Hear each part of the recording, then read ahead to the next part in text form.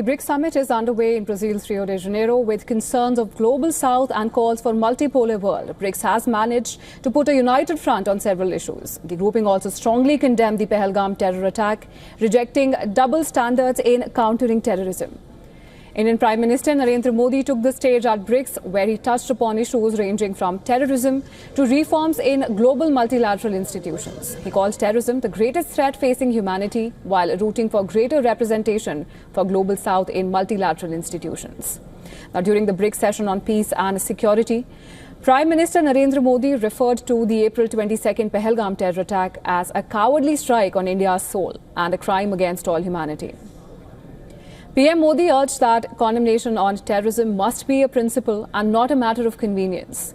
He again warned against double standards, stating that victims and supporters of the terror cannot be equally treated. Prime Minister Modi also held a bilateral meeting with his Malaysian counterpart Anwar Ibrahim on the sidelines of the summit. He also met Cuba's President Miguel Diaz-Canel. Both Cuba and Malaysia are taking part in the summit as partner countries. Prime Minister Modi also addressed the plenary session of the summit, calling out double standards towards global south. He urged for a multipolar world order with stronger representation from global south. Now, Russian President Vladimir Putin addressed the plenary session via video link. Putin also echoed the same sentiment on global multilateral institutions. He said the liberal globalization model is becoming obsolete. We all see that fundamental changes are taking place in the world. The unipolar system of international relations that served the interests of the so-called golden billion is becoming a thing of the past. It is being replaced by a more just, multipolar world. The process of changing the world's economic order continues to gain momentum. Everything indicates that the model of liberal globalization has become obsolete.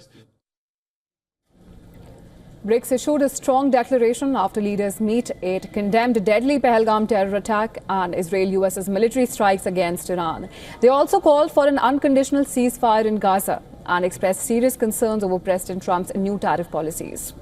Well, the leaders of the BRICS nations welcomed Indonesia as a member of the group, while 10 nations, including Belarus, Bolivia, Kazakhstan, Nigeria, Malaysia, Thailand, Cuba, Vietnam, Uganda, and Uzbekistan as partner countries. The BRICS nations collectively represent nearly half the world's population, over a third of global land area, and roughly a quarter of global economic output.